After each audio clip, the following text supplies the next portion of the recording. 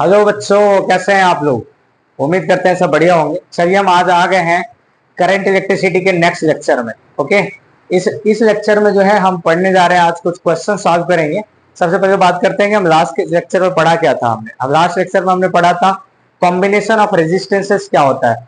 अगर दो या उससे ज्यादा रेजिस्टर्स अपने पास में है तो उसका रेजिस्टेंस को हम कंबाइन कैसे करते हैं। तो हमने तीन कॉम्बिनेशन पढ़ा था, एक सीरीज कॉम्बिनेशन, पैरेलल कॉम्बिनेशन और मिक्स कॉम्बिनेशन पढ़ा था।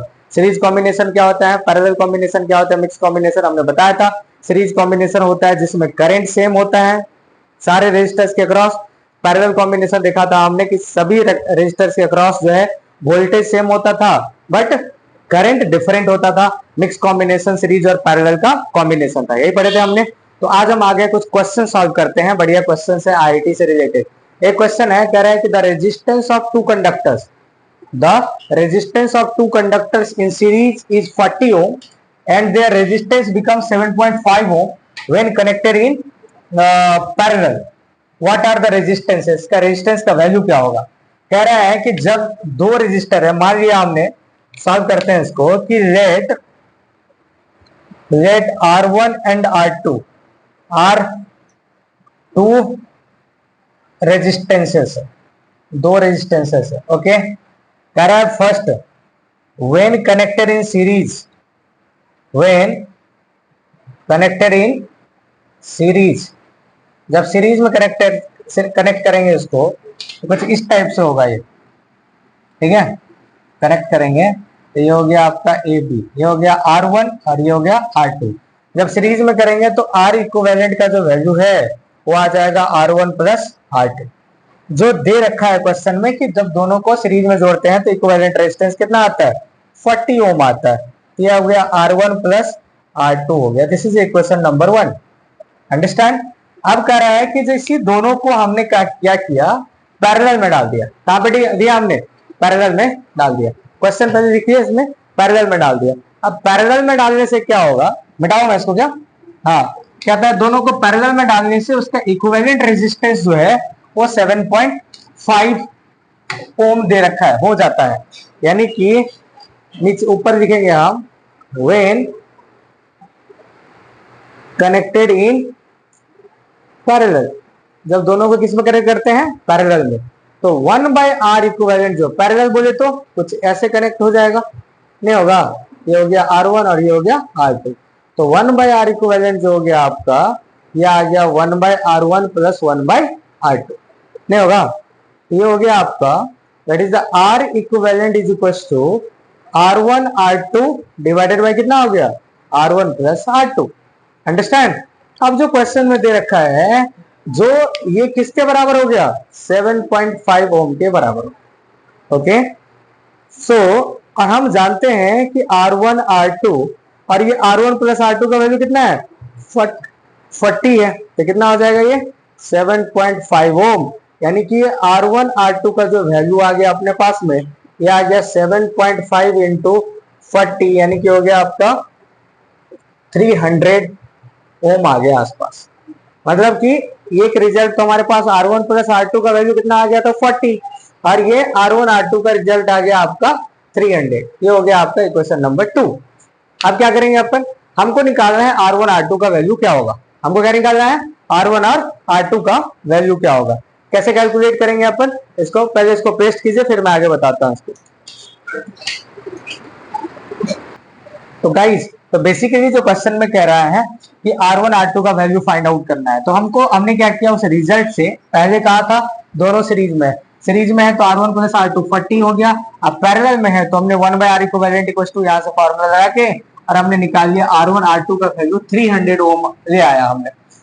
दोनों का प्रोडक्ट, दोनों का सम अपने को पता है, पर इंडिविजुअल वैल्यू अपने को डिटरमाइन करना है, that is R1 and R2। Then how can we determine, how can we calculate it. So यहाँ पे देखो जी, एक काम करते हैं, R1 प्लस R2 का वैल्यू 40 ओम है। अगर ये R1 माइनस R2 का वैल्यू अगर अपने को आ जाता तो दोनों को ऐड कर देंगे तो वैल्यू निकल जाएगा इजीली। तो हम क्या करते हैं, नाउ क्या हम इसको ऐसे लिख सकते हैं क्या, R1 माइनस R2 का होल स्क्वायर बराबर इक्वल टू क्या लिख सकते हैं, that is the R1 plus R2 का whole square, R1 plus R2 का होल स्क्वायर, ठीक है। अब क्या लिख सकते हैं, ये हो गया आपका a माइनस बी का होल स्क्वायर क्या होता है, a square plus B square minus 2ab, minus 2ab। ये हो गया r1 का स्क्वायर प्लस r2 का स्क्वायर प्लस 2r1 r2 आ गया, नहीं 2r1 r2 आ गया। हमको चाहिए माइनस 2r1 r2, तो कैसे आएगा यहाँ पे, ये हो गया आपका प्लस 2r1 r2, हमको चाहिए माइनस 2r1 r2।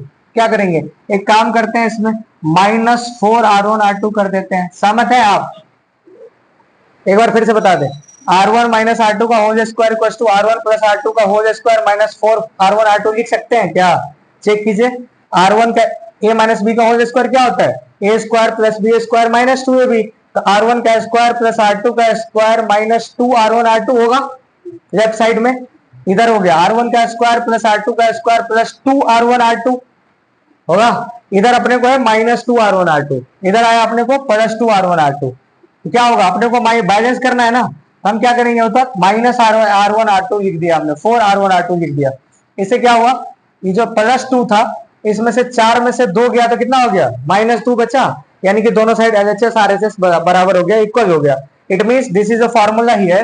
तो r1 प्लस r2 का वैल्यू अपने को कितना दिया हुआ है, 40 ओम। कितना है, 40 ओम है, क्योंकि 40 का square minus 4 times r1 r2 is the 300 ohm. कितना हो गया, ये हो गया आपका 1600 minus 1200, 1600 minus 1200 that is equal to कितना आ जाएगा, ये हो गया आपका 400। ये किसका वैल्यू है, r1 माइनस r2 का होल स्क्वायर का वैल्यू 400 है।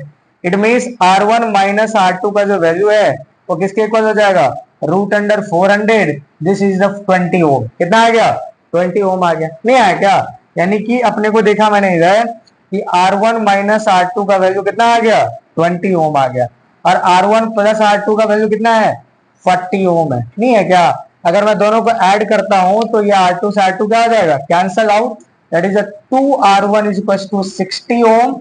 सो r1 इज इक्वल टू हो गया 60/2 that is equal to 30 ohm. हो गया, ये हो गया 30 ओम। जब r1 हो गया 30 ओम तो r2 का वैल्यू कितना आ जाएगा, 10 ओम होगा ना। 30 हो गया, r1 कितना हो गया 30, r2 कस्ट हो गया 30 माइनस 20, कितना हो गया 10 ओम। देखो ना, दोनों को ऐड करो 40 आएगा। आया कि नहीं आया, नहीं समझे बात को, this is the question over here. ये हो गया आपका r1 और r2 का वैल्यू, समझे बात को। तो कह रहा था कि जब दो वायर का दो कंडक्टर अपने को सीरीज में जोड़ दिया हमने, तो उसका रेजिस्टेंस का सम दे रखा है, यानी कि R इक्विवेलेंट का वैल्यू 40 दिया है। जब दोनों को पैरेलल में कर दिए तो उसका इक्विवेलेंट रेजिस्टेंस हो गया 7.5 ओम। यहाँ से हमारे पास R1 R2 में रिलेशन आ गया और हमने फॉर्मूला लगा करके हमने R1 R2 का वैल्यू डिटरमाइन कर लिया। अंडरस्टैंड, चलिए ध्यान से छाप दीजिए इसको। गाइस देखिए, बहुत बढ़िया क्वेश्चन है, IIT में पूछा हुआ क्वेश्चन है, ठीक है। कह रहा है the resistance R, R plus 1, R plus 2 dot dot dot dot R plus n are connected in series, their resultant resistance will be. क्या हो मतलब, कह रहा है ये कुछ रेजिस्टेंसेस दिया हुआ है और कह रहा है सब सीरीज में कनेक्टेड है, ठीक है। एक है R, ये है R प्लस 1, फिर है R plus 2 dot dot dot dot dot connected है। ये है आपका R, ये हो गया आपका R प्लस 1, ये आपका R प्लस 2, ये आपका R प्लस 3, ये आपका R प्लस 4, है ना। इसी प्रकार जो है क्या कह रहा है, ये कनेक्टेड है R प्लस n के। Understand.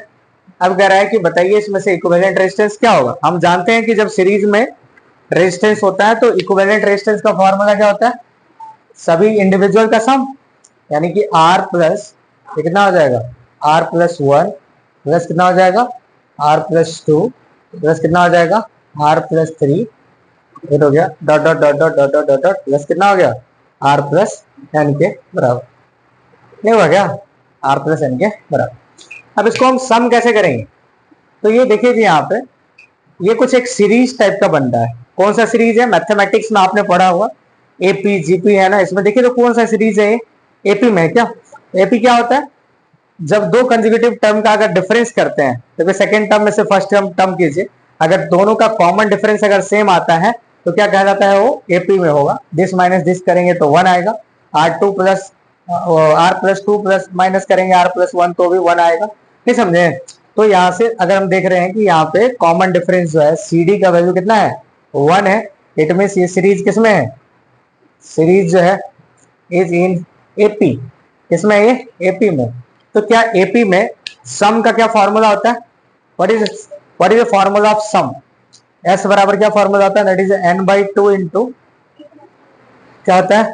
a plus n minus one into D होता है। Are you sure? यही फॉर्मूला होता है क्या? है ये होता है, that is n by two into two a होता है, टू ए प्लस ना, two a plus one minus one, ये हो गया n minus one into D के बराबर होता है। This is the formula over here. ये n का फॉर्मूला है, पर इसमें n क्या है? That is the number of turn, यानी टोटल नंबर ऑफ टर्म कितना है? a इज द फर्स्ट, है ना जी, कहते हैं उसको जी first term, n is the total number of turn and d is the constant, क्या कहते हैं, कॉमन डिफरेंस। यहाँ पे चलेगा नहीं चलेगा? तो सबसे पहले अपने को पता करना पड़ेगा कि what is the common difference. d का वैल्यू कितना है आपका? 1 है, और टर्म कितना है? Number of term. What is number of term? Number of term जो है आपका कितना है? नंबर ऑफ टर्म बताना जरा। देखिए जी, n है क्या? n नहीं है। देखिए यहाँ पे एक बात बताओ, ये 1 2 3 4 5 6 7 8 n तक होगा, कितना टर्म हुआ इसमें? n टर्म हुआ। अगर इसमें जीरो जोड़ देंगे कितना टर्म हुआ? n प्लस वन टर्म होगा। सिमिलरली यहाँ भी तो वही है, ठीक है ना, r plus zero 1 2 3 dot dot dot dot n है, ये हो गया n टर्म तो पहले से है, एक टर्म यहाँ भी है, तो टोटल नंबर ऑफ टर्म कितना हो गया? n प्लस वन टर्म हो गया। a का वैल्यू हो गया आपका r, नहीं हुआ क्या?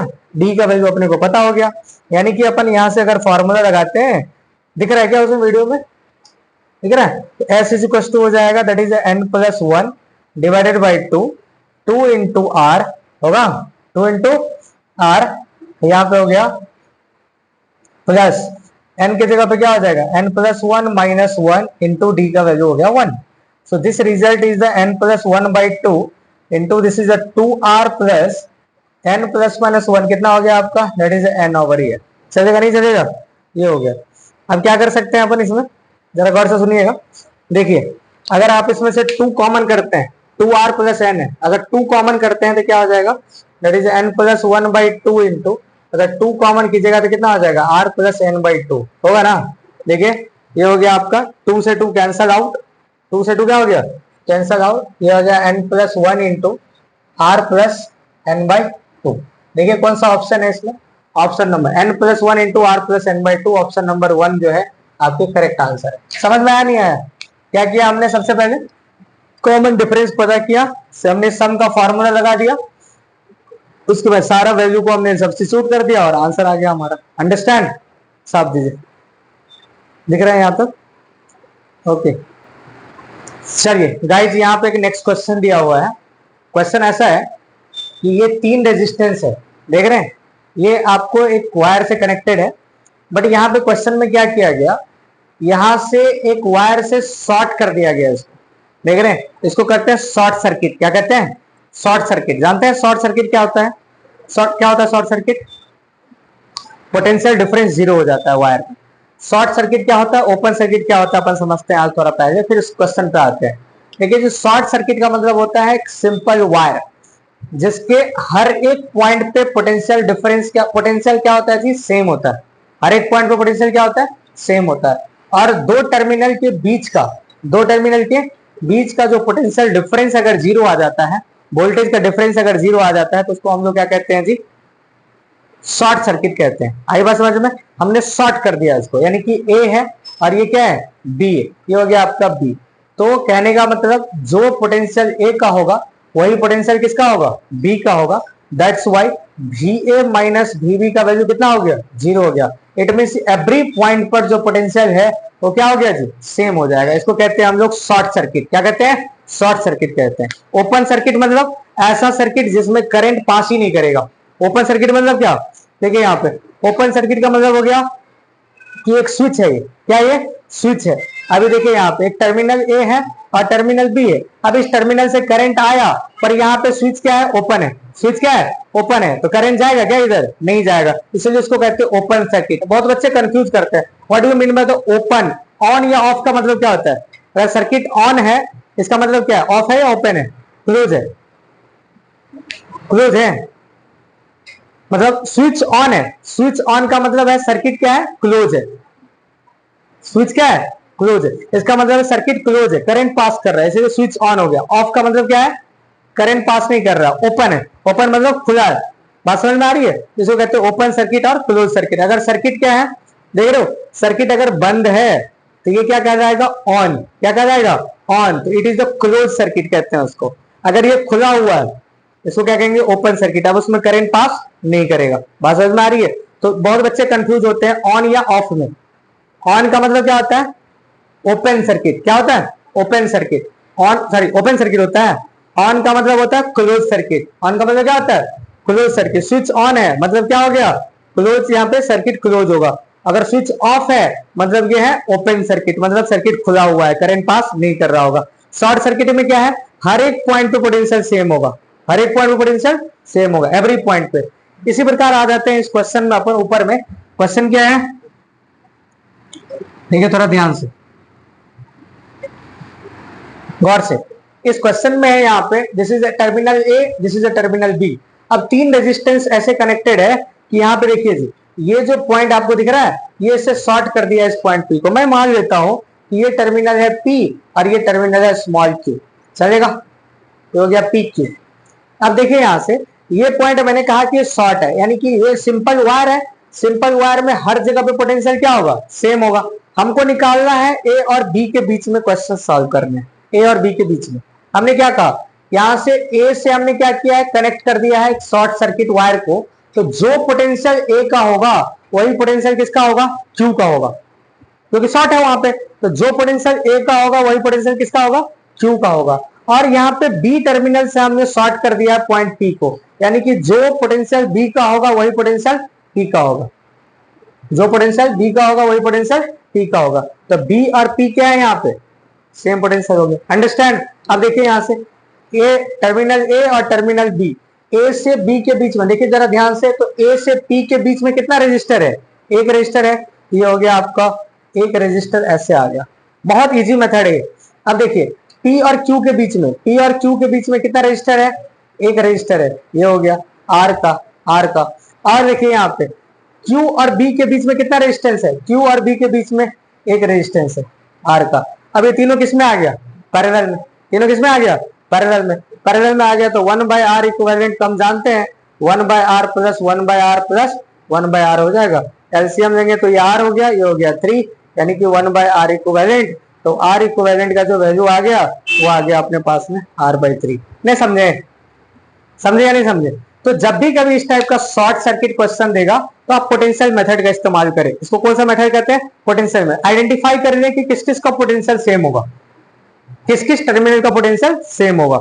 देखिए तो हमने देखा कि ए और पी का जो, ए और क्यू का, ए और क्यू का पोटेंशियल सेम होगा, क्यों, क्योंकि हमने शॉर्ट कर दिया यहाँ पे, तो सिंपल वायर है, ठीक है। करंट इधर नहीं जाएगा, करंट जाएगा इधर से चला गया, नहीं जी, शॉर्ट सर्किट में, ठीक है। ठीक है, यहाँ से सिमिलरली यहाँ पे भी वही कॉन्सेप्ट है, हमें करके करके आंसर गया है, ओके। और छाप दीजिए।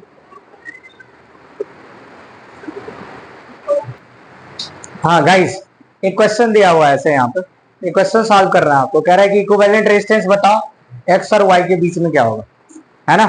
देखिए यहाँ से अब जो करंट यहाँ से जाएगा वो डिवाइड हो जाएगा, इसमें डिवाइड होगा, इसमें डिवाइड होगा, इसमें डिवाइड हो जाएगा, मतलब ये पैरेलल सर्किट दिया हुआ है ऐसे, मतलब कॉम्प्लेक्स है। क्या करेंगे हम, मान लीजिए टर्मिनल ए है और ये टर्मिनल क्या है, बी है ना, टर्मिनल ए है और टर्मिनल बी है। हमको किसी के बीच में निकालना है, एक्स और वाई के बीच में सॉल्व करना है। तो सबसे पहले हम दो टर्मिनल ले लिए यहाँ पे, ये है एक्स और ये है वाई, चलेगा। देखिए यहाँ से, और बीच में क्या है, तो बीच में है ए और ये है आपका बी, अंडरस्टैंड, ए और बी के बीच में। देखिए जरा ध्यान से गौर से सुनिएगा क्या है। तो यहाँ पे हम जो देख रहे हैं, ये जो देख रहे हैं यहाँ पे, ये हो गया आपका ए और ये हो गया आपका बी, ठीक है। अब ये जो करंट निकलेगा, जितना करंट जाएगा कहाँ पे, ए पे, उतना ही कहाँ पे जाएगा, बी पे जाएगा, नहीं जाएगा। तो कहने का मतलब जितना करंट जाएगा ए पे उतना ही जाएगा बी पे, यानी कि पोटेंशियल जो है ए और बी टर्मिनल का क्या है जी, सेम है। आपका पोटेंशियल क्या है, ए और बी टर्मिनल का सेम। तो जो पोटेंशियल ए का है वही पोटेंशियल क्या होगा, बी का भी होगा, नहीं समझे। तो पोटेंशियल ऑफ ए और बी क्या हो गया, सेम है। इसका मतलब इसमें जो है कोई करंट नहीं जाएगा, कोई करंट नहीं जाएगा। तो ये ए और बी हो गया यहाँ पे, ठीक है। बाकी देख लेते हैं, जब इसका मतलब है ये वाला पार्ट यहाँ से हट जाएगा, इसको पार्ट को आप हटा सकते हो, हटा सकते हो। अब देखिए जी, तो यहां से देखिए x से a में कितना जा रहा है जी, x से a में एक रेजिस्टेंस है और x से b में भी एक रेजिस्टेंस है, चलेगा, कोई दिक्कत नहीं होनी चाहिए। अब देखिए यहां से b से a में, यानी कि y ये है तो y से b में एक रेजिस्टेंस है और y से a में एक रेजिस्टेंस है, कोई दिक्कत वाली बात नहीं होनी चाहिए। और क्या है देखिए यहाँ पे x से y के बीच में, x से y के बीच में ये सिंपल ये वायर जुड़ा हुआ ना यहाँ से, ये दोनों किसमें है आपका, ये किसमें है, R प्लस R सीरीज में है, नहीं है क्या। तो ये दोनों यहाँ पे देखिए x से y में आपके दो रेजिस्टेंस लगे हुए हैं सीरीज में, नहीं है क्या है, ये हो गया x से y में आपके दो रेजिस्टेंस लगे हुए हैं सीरीज में, कोई दिक्कत वाली बात नहीं है। ये हो गया R, ये हो गया R, ये हो गया R, ये हो गया R। अब ये दोनों किसमें है जी, देखिए यहाँ पे ये हो गया दोनों, ये हो गया आपका पैरेलल में, तो पैरेलल में हो गया एक बना देते हैं इसको और ये भी इसको एक बना देते हैं, ये x है और ये क्या है y है, तो ये आधा हो जाएगा आपका r/2 और ये भी हो जाएगा आपका r/2। अब बीच में ये कितना हो गया, ये हो गया आपका 2r, हुआ कि नहीं हुआ। अब ये दोनों किसमें आ गया, सीरीज में, तो ये r/2 प्लस r/2 कितना हो गया, r हो जाएगा, होगा ना, ये हो गया आपका r। तो यहां से जो हो गया ये हो गया आपका r, हुआ ना दोनों सीरीज में है तो, और ये हो गया आपका 2r, हुआ, ये हो गया आपका x और ये हो गया आपका y। अब दोनों ये किसमें है, पैरेलल में। पैरेलल में क्या होता है जी, r इक्विवेलेंट निकालते हैं, r(x,y) बराबर क्या हो जाता है 2r गुने r, दोनों का प्रोडक्ट बटा दोनों का सम, 2r प्लस r, यानी कि हो गया 2r² बाई ये हो गया 3r, r से r क्या हो गया कट गया, ये आ गया आपका 2r/3। ऑप्शन है 2r/3, ऑप्शन नंबर 1 आ गया आपका, नहीं समझे। एक मेथड तो ये हो गया आपका।